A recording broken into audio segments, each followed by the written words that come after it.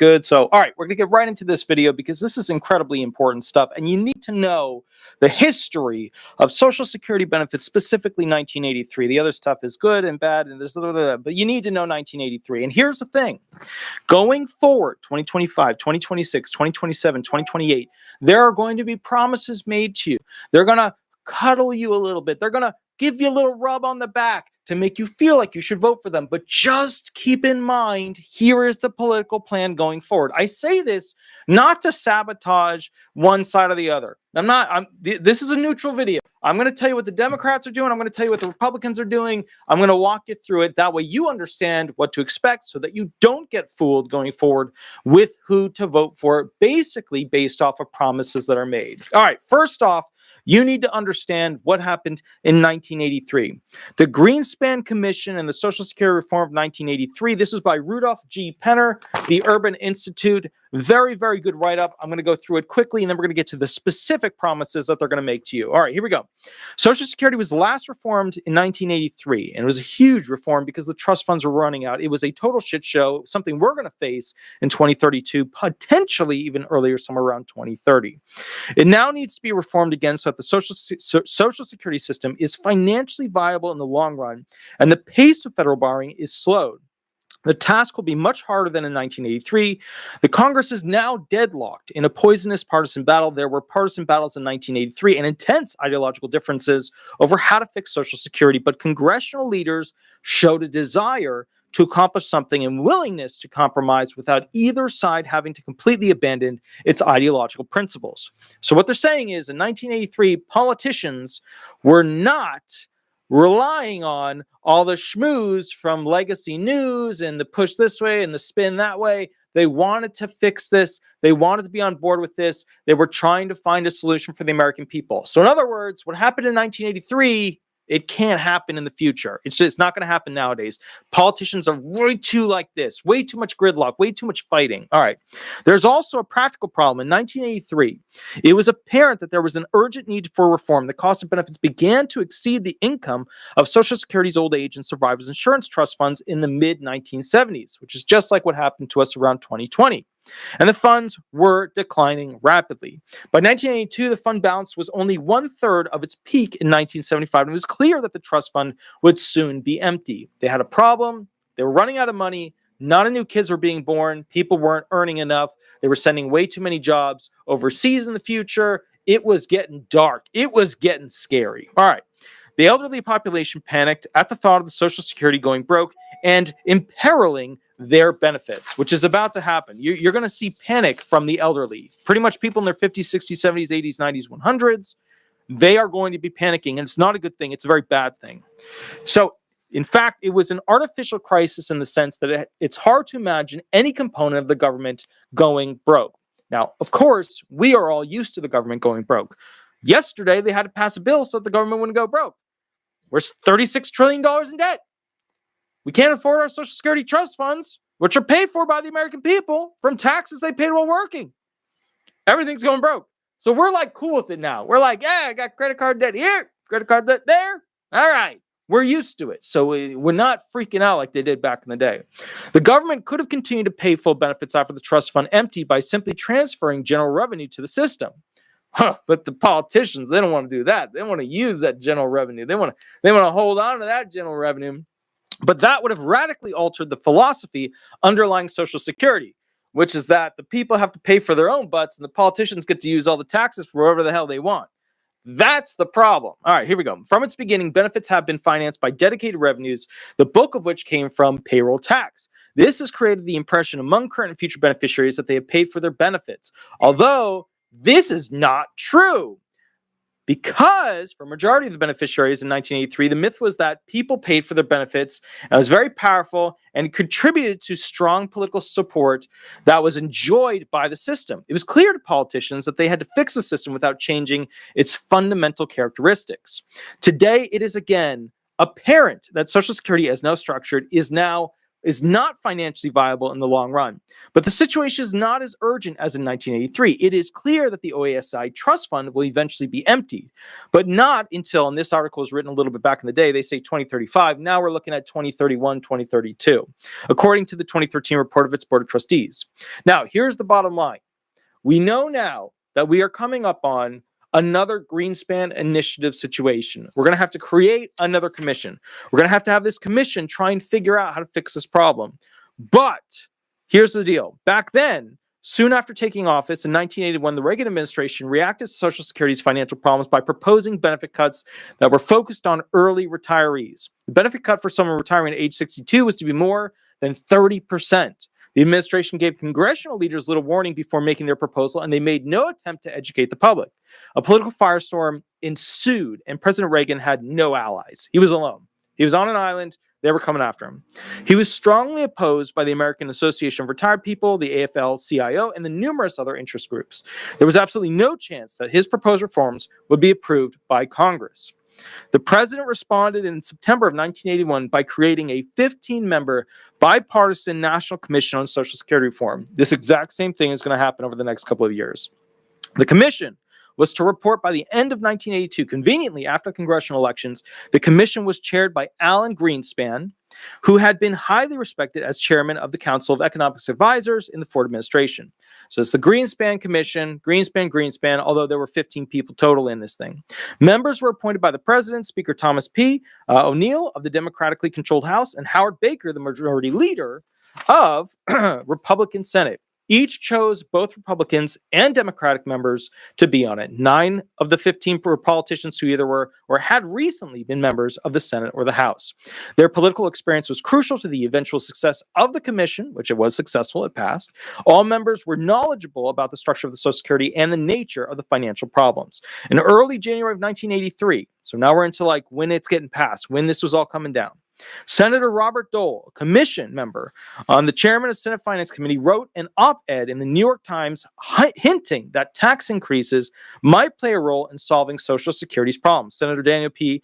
Monahan recognized that this as a crack in the Republican wall of opposition to revenue increases and immediately seized the opportunity. It was still doubtful that the whole commission could reach a compromise. So a subgroup was formed that included all these other individuals, the founding commission of the Social Security system, and a strong defender of scheduled benefits, and Barbara Knoebel, the ranking member of the House Ways and Means Committee. So they made a subgroup that had to basically try and, I guess, correct the 15-member group. And so what they did was they were trying to find a way to subvert and figure out and get people to be on board with something that the bigger group, not necessarily ready for the ideas, was going to get shoved right in their face.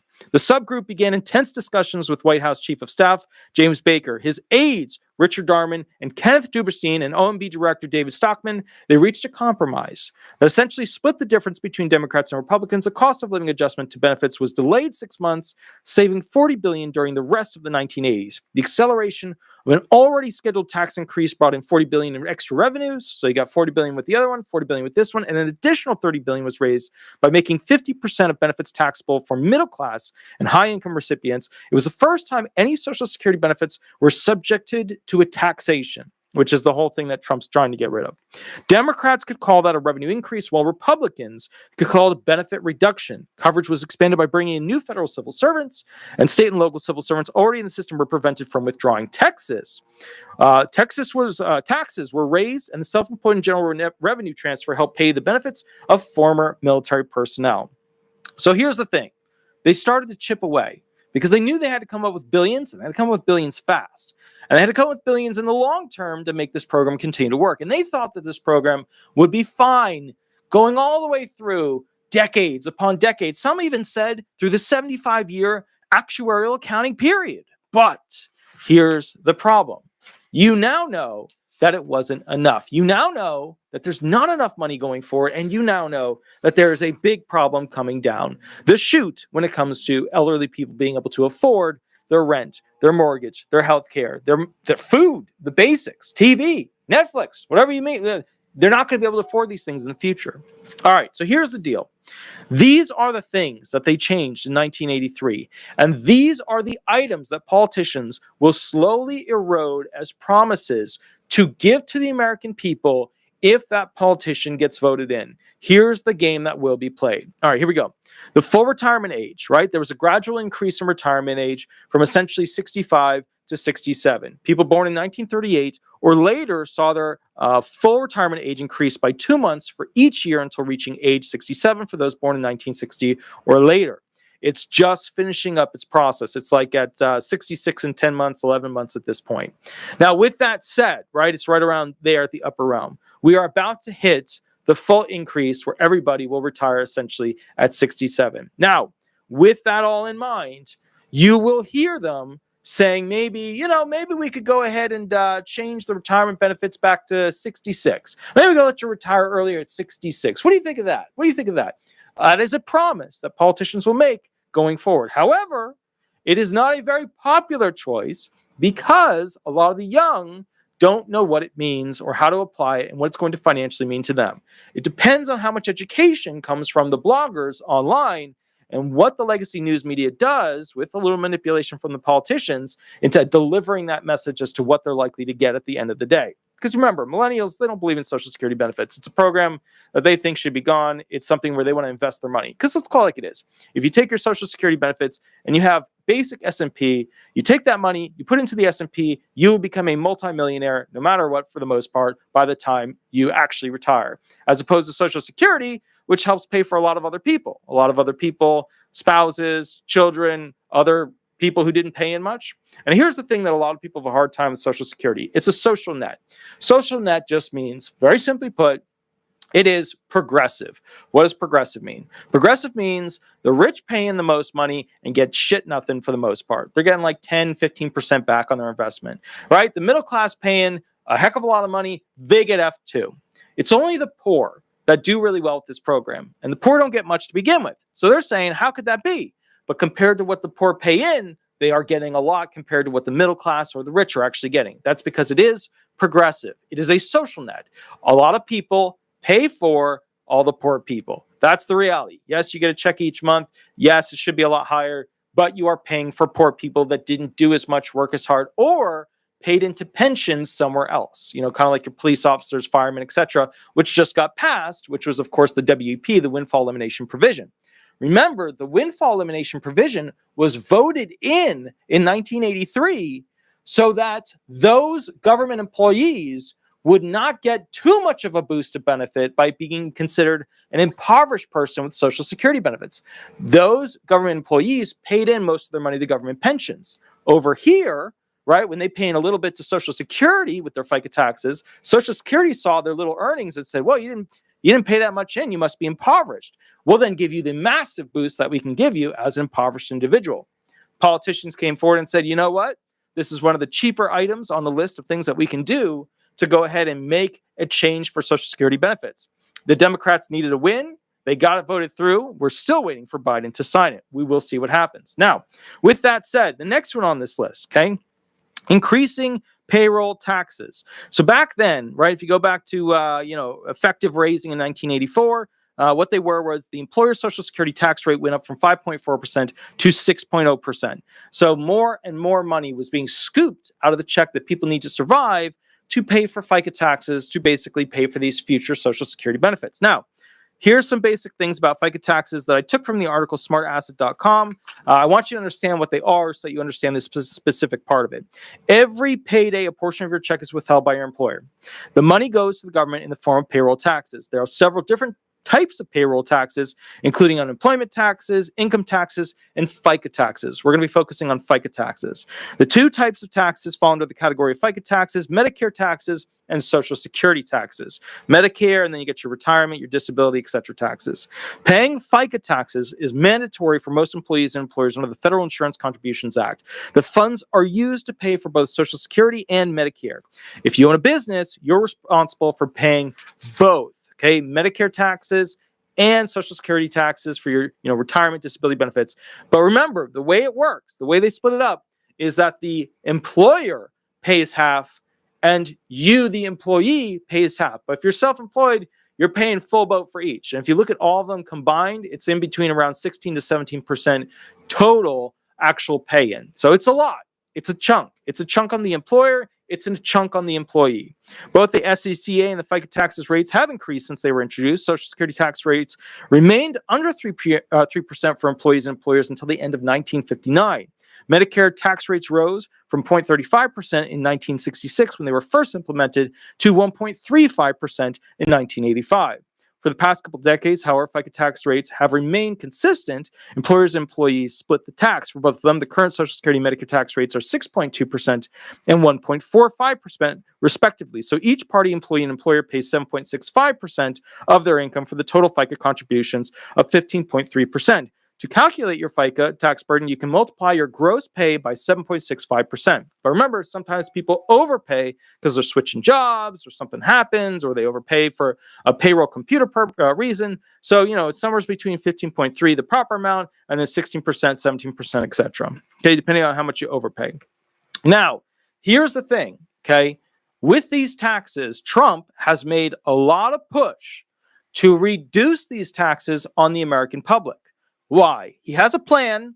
The plan doesn't have a lot of details, but the plan is called drill, baby, drill. That's what the plan is. There's not a lot of this. There's no details, but he's going to basically use the petrodollar to make a ton of money to offset basically the cost of these trust funds. So he's going to use basically petrodollars to hyperfund the trust funds, which isn't a bad idea. I mean, it's if you look at Biden's financial approach to this whole situation was not good. What happened was he didn't do the proper things he was supposed to with the petrodollar. He cut out pipelines that were supposed to be put in. He basically kind of screwed over the economy. But then in that last year, Biden knew he was in trouble. He knew he had to fix the economy. He knew the hyperinflation was going to strangle him coming into the election. So he had to have a fix. So he became the largest exporter of oil in the history of America, which then bolstered the economy in that last year to make him look better. So with that said, just to be fair, Biden became Super Trump, right, in that final year, turning off the immigration, hyperpumping the petrodollar, all that stuff. Now, you might be wondering, if we're now the biggest exporter, if we're now mega exporting from the United States, why aren't things fixed? Why aren't things good? It's because the economy is so bad that even with the fix, after this many years of not having it run properly, we now have a ramp-up period to try and get it to the point where it can sustain and start to be neutral from where things were before Biden went in. So it's bad. It's if you look at the actual, the analytics and the financial figures, there's no way that Trump can magically fix this country in 6 months like people are talking about. It is going to take 3 years, 4 years to get this thing to start lifting off again like it should be. Okay. Now, with that said, they also played with the cost of living adjustment. There was a delayed cost of living adjustment, a COLA. The Social Security amendments of 1983 made changes to the cost of living adjustment, COLA. They were intended to basically keep inflation at bay because, as inflation goes up, their benefits had to go up to meet it. Now, these adjustments were initially, put in via the Consumer Price Index, but starting in 1983, the cost of living adjustments were determined using a formula that would prevent excessive benefit increases. Let me phrase it for you another way. It would prevent you from getting enough money to afford your food. This all started in 1983, and I want to make one point very, very clear. They've done specific studies when it comes to 1999 to 2021, 2022. What they found is that at this point, you should, as a result of the abuse of the cost of living adjustment, have $500 to $600 more per month as a result of inflation and the way they changed the math on your cost of living adjustment. So imagine if you had $550 more per month, how much better off you would be than if you didn't receive that. And my point here is very simple. I think this is a very important thing to remember. When they kept changing the math, it just got worse and worse and worse every year. But it wasn't until hyperinflation kicked in, where we were having the 8%, the 5%, 3%. Realistically, it was a 12, 15, 20%. Some of these things multiplied. Some of them were over 100% of an increase. You go to the grocery store and you buy a label item, and you're paying double, you're paying triple. So what happened was, when they changed that math, Social Security benefits started to get into real dangerous territory because people lost faith in their ability to use these benefits for the purpose that they were meant for, which was, if you became disabled, they cover you. If you become old, they cover you. So the sale point of work hard throughout your life so that you can retire and have a beautiful retirement no longer exists. And just to be clear, for a lot of the people that are watching this, if you're over 50 years old, I need you to understand where the mindset of the 20-year-old, 30-year-old, 40-year-olds are. They don't believe in Social Security. They don't want to pay for Social Security. They don't want to pay for your Social Security that they got to pay you to be able to go on retirement benefits. So it's not a good situation. It's a very, very scary situation.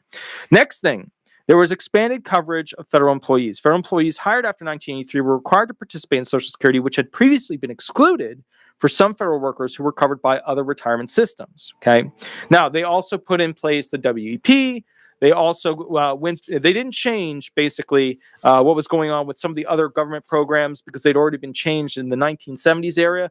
But the bottom line is the WEP, which is the big one, that one just got repealed by the Democrats. Now, why did that happen? I just did a whole video on it. It's the video I did before this one. So go check out that video there. Now, let's talk about this. So you know that the cost of living adjustment changed. You know that there was a gradual increase in retirement age. You know that taxation of the benefits was occurring.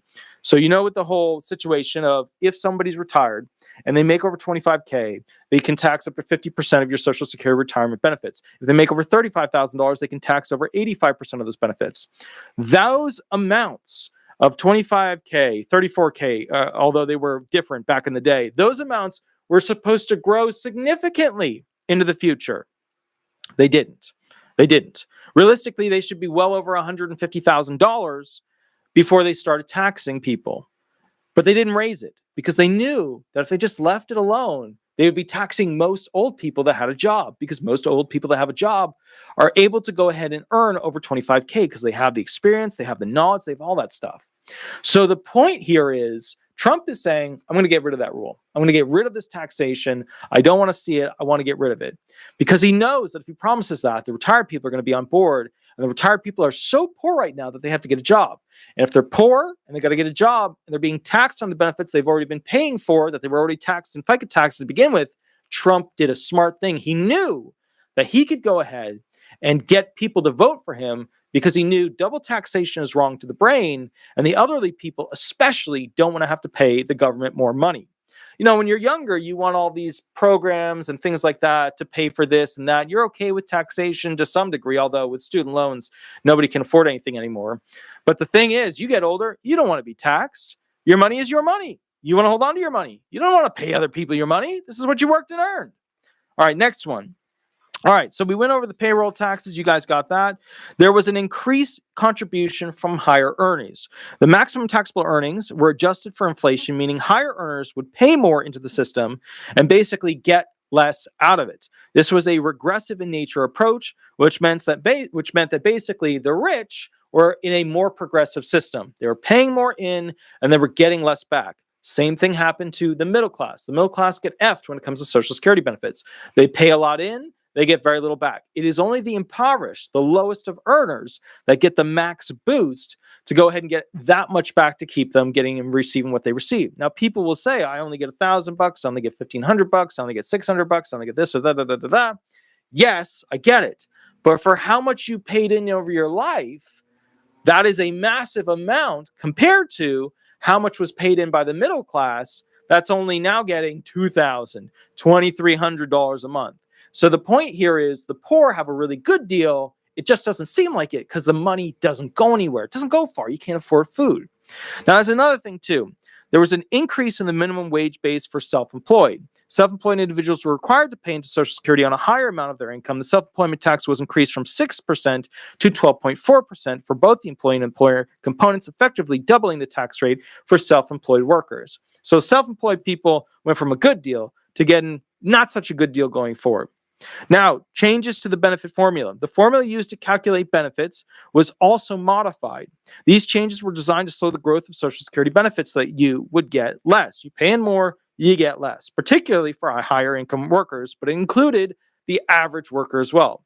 The new formula made it more generous for low-income workers while reducing the benefits for mid and high workers. Now, with that said, employer contributions from government employees. The bottom line is that previously, you know that certain states, counties, certain federal workers, they wouldn't have to pay in. Across the board, the push was to get them to pay into Social Security benefits. The whole idea was make them participate in this pension program.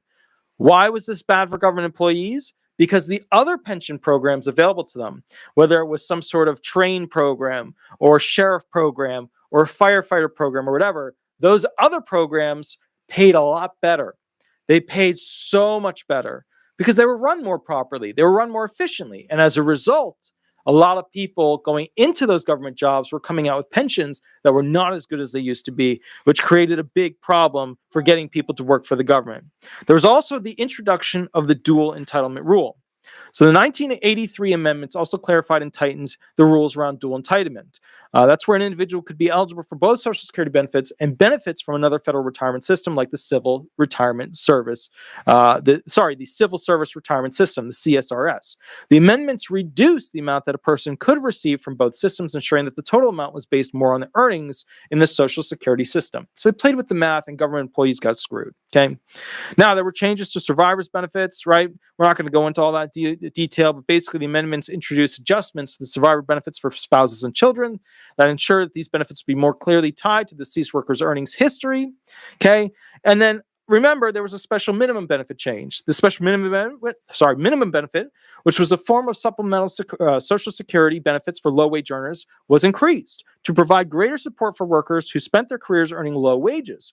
The increase aimed to ensure a more adequate benefit for individuals with limited work history and earnings, enhancing the system's fairness. It wasn't fair. The poor people were getting such a high percentage at that point of the benefits, the middle class and the upper class were starting to question. Now, fast forward to 2024, people don't believe in Social Security benefits anymore. They don't have the faith in it. They know it can't support them. They know that they paid their entire life's work into these programs, and now they're barely surviving on them. They know now that if they put it into the S&P 500 or whatever, they'd be multimillionaires. So people have lost faith in this system. It's sad because if you don't have the system, the social net fails. The social net fails, you have a lot of poor people committing crime. That's the reality. That's what Nixon was afraid of. All right. So you guys know about the GPO, the government pension offset. Bottom line is GPO provision was implemented it's actually previous to 1983. Alongside the windfall elimination provision, the GPO aimed to reduce the spousal benefits of individuals who had worked in government jobs not covered by Social Security benefits. So what I'm getting at here is this. They gave you less all around.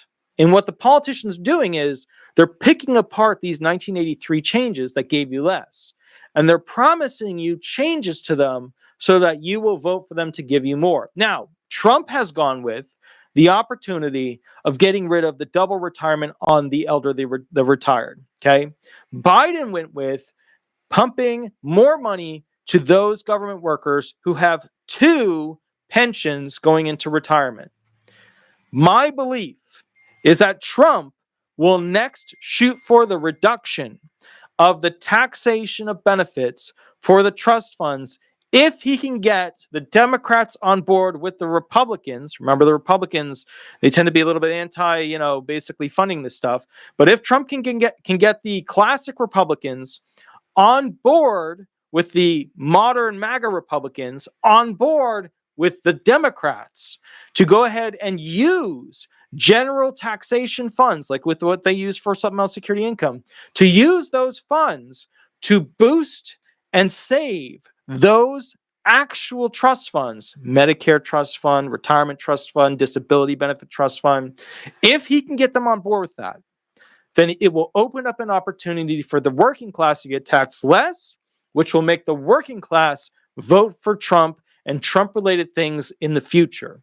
That is the next most likely pick and promises going forward.